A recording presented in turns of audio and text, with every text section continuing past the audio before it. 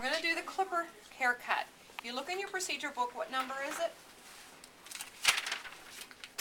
What number? E4. Clipper. E4. Okay. So your client would have come in. What was the first thing we would have done so far? Sanitize your hands. Sanitize your hands. What's next? Assemble your Materials. then seat and drape the client. Okay. Seat drape your client. And then what? Perform scalp hair analysis. Okay. Comb through hair. Okay. Plug in or turn on clippers. Okay. Select desired guard to cut hair. The following guard numbers will leave the following hair on the head when used. Number 8, 1 inch. Number 6, 3/4 inch. Number 4, 1.5 inch. Okay, slow down a little bit. Most common ones that you're going to do are the 4, 3, 2, and 1. And the number 4, and the clippers will state it right on here, what number they are, and then it has a measurement. This one says 1/2 inch. That means that it's going to leave the hair on the head that is left is a 1/2 inch long. Not that it'll take off a 1/2 inch. That is what is left with this one. And number 3 will leave it 3/8 inch. 3/8, a number 2, 1/4. and a number 1. 1/8. Okay. Without any guard on at all, it's going to take it down to skin. Okay? For your skills, what we're going to do to practice this, we are going to do a number 4 on the top, and it's going to follow from, there we go, I have a little head already labeled. Number 4 is on the top to the top of the parietal ridge. How do you find the parietal ridge? Lay the comb flat on the scalp. Where it lifts off is the top of the parietal ridge. So we're going to do the number 4 all over the top portion of the parietal ridge. We're going to do the number 3 from the parietal ridge to the top of the occipital bone. How do you find the occipital bone? Lay the comb down at the nape and where it lifts off. So from here to here, the whole way around will be a number 3.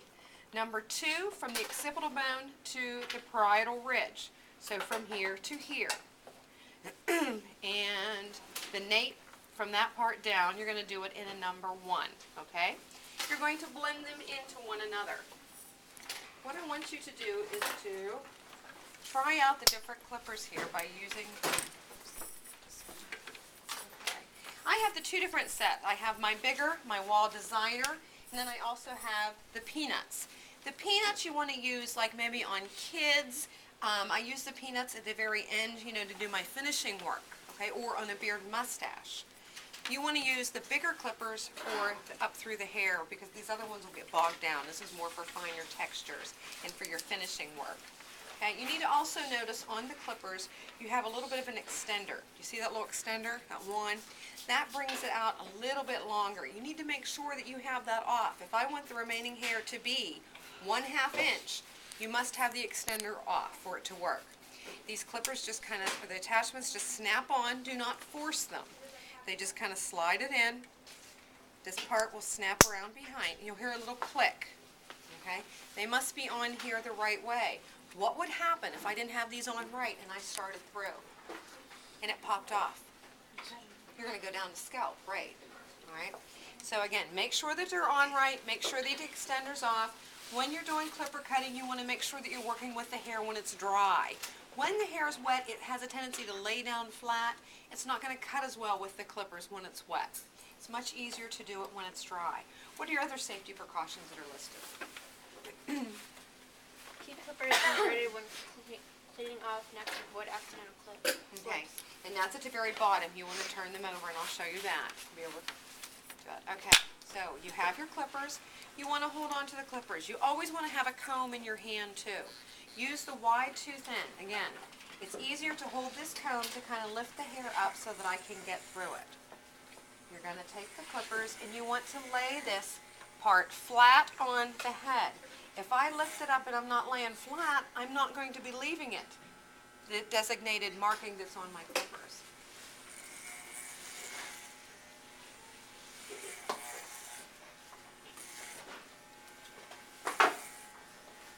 It's nice to be able to take that comb to lift it up to be able to get in there. Especially like around the ears, you're going to have to lift it up a little bit. Kind of move around where you can see if you can't see me.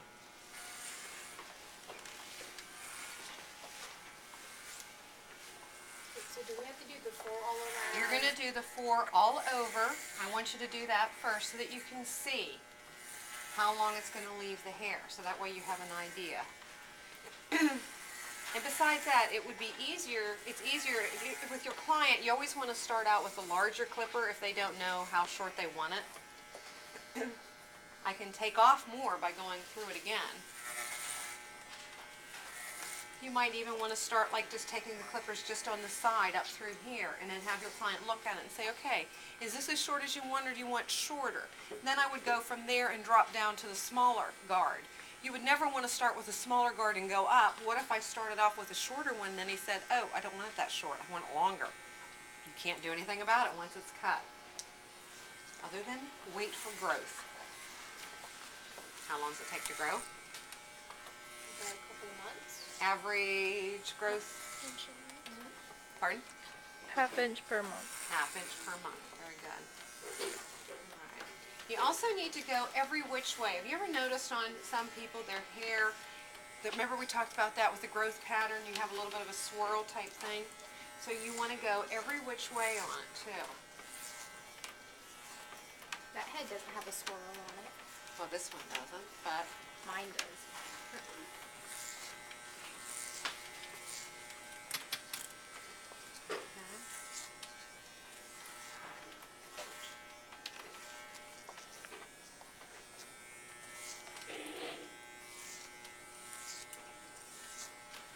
okay. Every which way. You want to get down and look at it, not brush the loose hairs away. That's what we use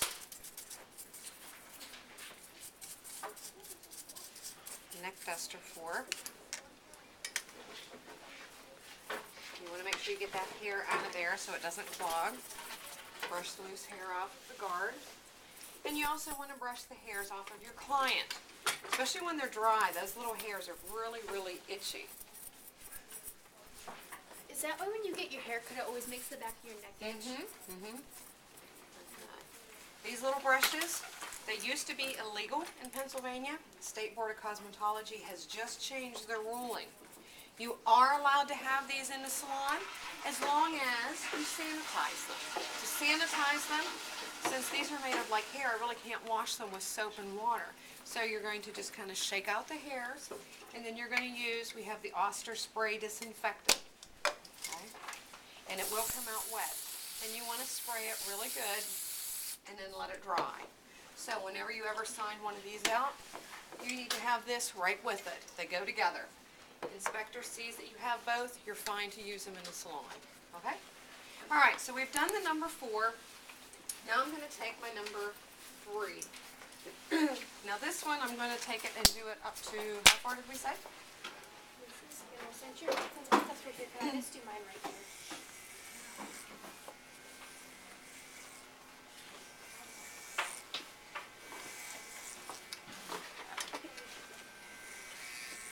Now, we're going to do this one on the side and we go up to the top of the parietal ridge. I don't want to follow the curve of the head with the clipper because if I take this up along the curve, it's going to take it shorter right here. And I wanted it to stop right at this point. So when you take the clipper, you're just going to kind of bring it up and just keep it straight up. Don't make the curve. That's going to blend it into the previous section, the number 4.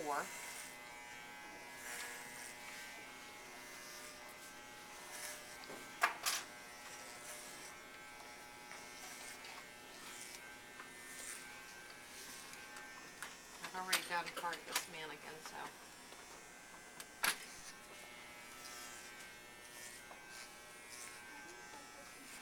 Okay, so you're going to do the number 3 up to this point. Now, you want to make sure that that's blended. You need to kind of look in front of your client and look to see that you don't have a drop off. You want to make sure that one blends into the other. You don't want to step in the hair. So we've done the number 3. And again, you'd be doing the number 3 from the bottom up to, excuse me, the top of the parietal ridge. Now we're going to do the next one, which is the number 2. And the number 2 we're going to do from the bottom of the nape to occipital bone, the base of the occipital bone. So we want to do it right up to here.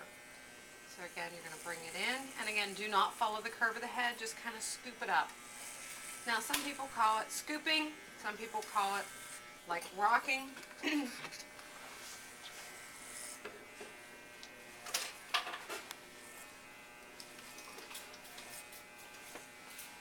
just want to bring it up and blend that in.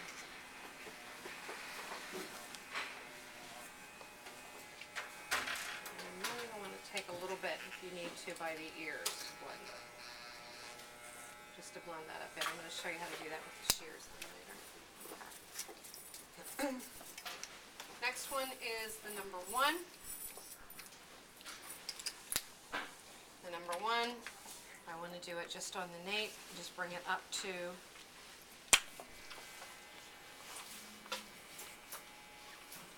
where the occipital bone comes. And again, I'm going to bring it in, lay it flat at the bottom, but then I'm just going to kind of lift it up.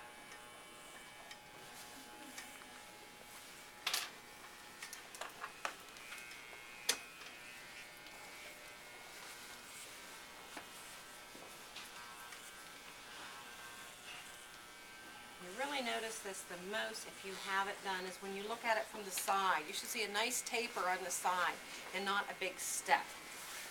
Okay. And the same thing I can do around the ears, and I'm going to hold my clippers, position them in a 45-degree angle. Do you see how I'm coming in here?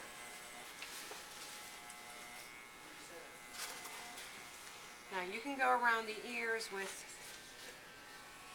your scissors, your shears. Your scissors, thank you. Okay. Cut around with the shears. I always like to steady my hand. Bring it down, I'm holding it right here, and you want to cut right along the ear. We don't want to go too short. If you go too far up above the ear, you're going to give the person white walls. That's where you can see the white scalp. You just want to follow around the ear because the hair should just be just off the ears. Most men like it where it's just not touching the ear.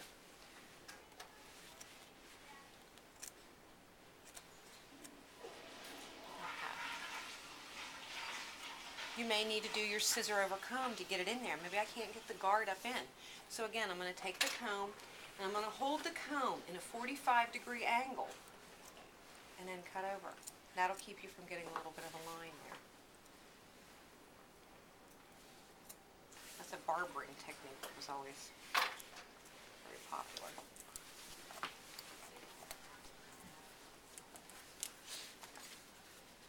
Look at it from the side. Make sure that it tapers and smooths up, that you don't have a drop off or have a step in it.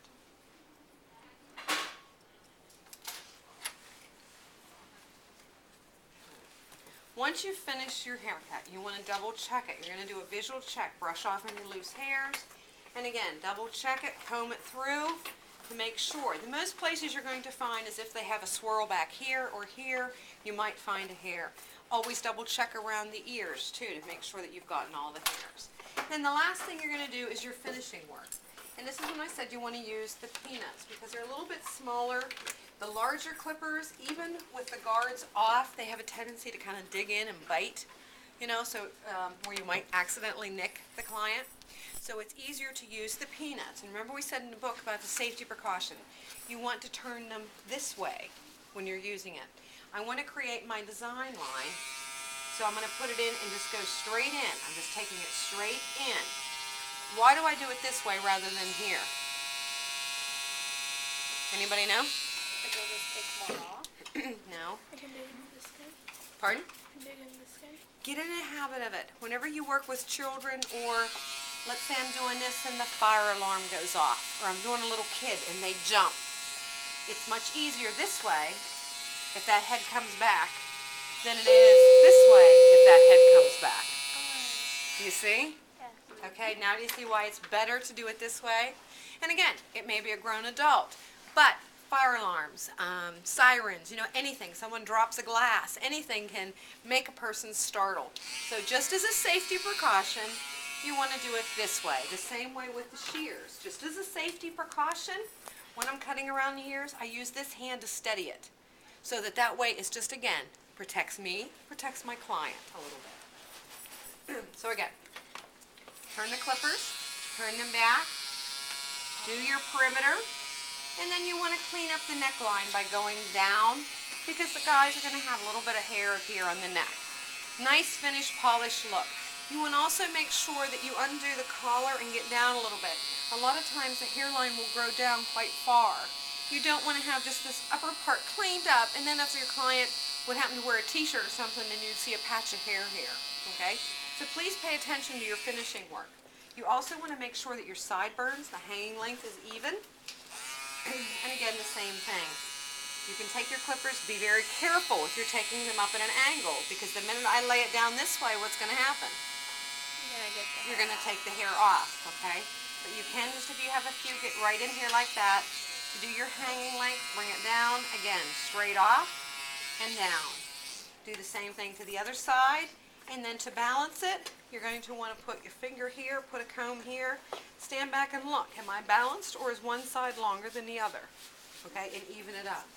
When you're all finished, again, brush off your client, all the loose hairs.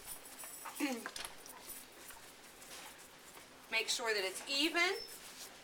Give your client the mirror, or hold the mirror up and show them the whole sides and the back. Clean up your hair, and then to clean your clippers. To clean the clippers, you want to first brush off all the hair. Okay. Then you're going to take alcohol. You would put it on with cotton or with a paper towel. Wipe it off. Okay. While it's still plugged in, you want to put just a drop or two of oil on it to oil the blades. This will keep them from getting rusty. So it's still on. Put a drop, 2 drops on, let that run. That oils the blades, and then return it. The attachments, you're going to brush the hair off, wash them with soap and water, spray them with disinfectant, dry them, and then again, store them in a closed container.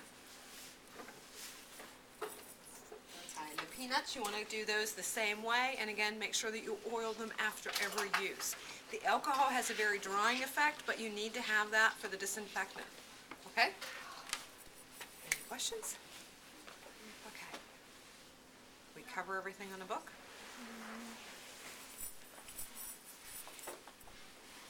Any other safety precautions we missed? Are we good? We're good? Okay. What I want you to do is whenever you do this on your mannequin, show me when you've done a number 4 all over. Show me a number 3 all over. Just in case that would be what your client would want. But I want you to see how that works. Again, it's a number 1, number 2, number 3, and a number 4 on the very top. We're going from shorter to longer. Okay? But that way you'll be able to see what it's going to be like to do each one of them.